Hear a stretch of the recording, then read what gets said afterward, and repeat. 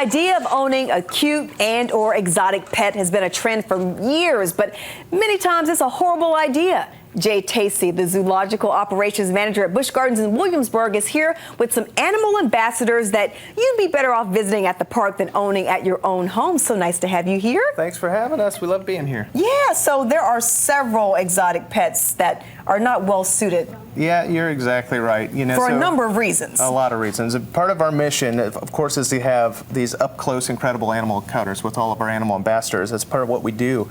But, you know, along with that comes teaching people about responsible pet ownership, because animals like Bob, who is a common boa here, you know, this is an animal that is still, unfortunately, pretty popular in the pet trade. Yeah. But people have to realize that these animals get quite large. Bob is about 6 feet now, and he probably still has a little bit of growing to do. Females will even get larger. Wow. And they can get, you know, quite expensive to feed, not to mention pretty dangerous if you don't know what you're doing with them. Right, this snake can hurt you. They can hurt you.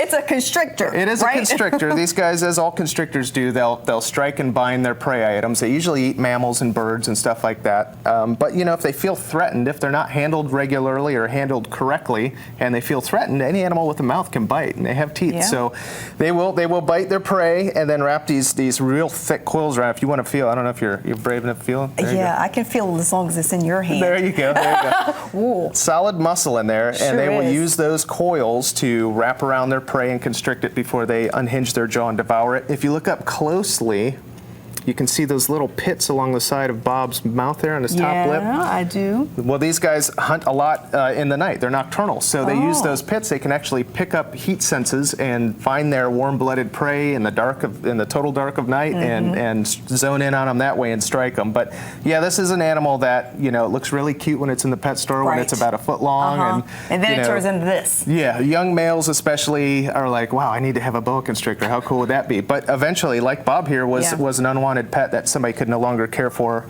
and you know, there's only so much room in accredited zoos and stuff to take on animals like that. So we really recommend, you know, sticking to the domestic animals for pets. If you we've got some red ruffed lemurs coming up next. We've got another animal coming out.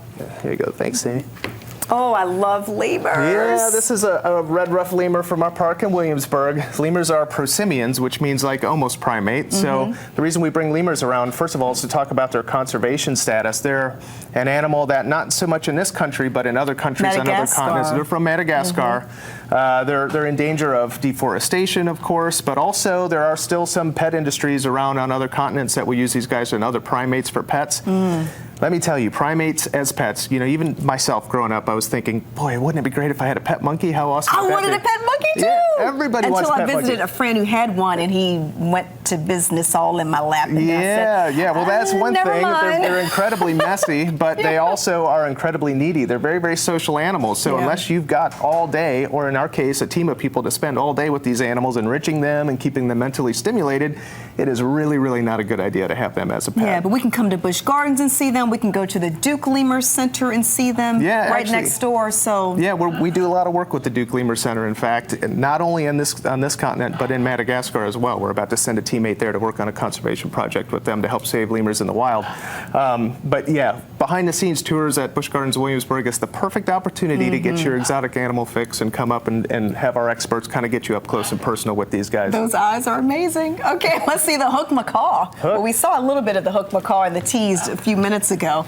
Yeah, quite vocal. They are very vocal. This is another animal that people look at it and they go, wow, look how beautiful that animal is. I have to have one of these in my home. Well, let me tell you, that beak is strong enough to power through some of the large Brazil nuts and other nuts found in Central and South America where they're from, which means your furniture, your molding around your house, anything within range, this animal is going to dismantle. And they are an incredibly pair-bonded animal. They seek one mate, they're monogamous, and they need a lot of attention from that. So unless you're willing to quit your job, stay home, spend the rest of your day making sure that the scarlet macaws like this have the attention that they need, then it's not a good idea. Not to mention the fact he's being pretty quiet right now.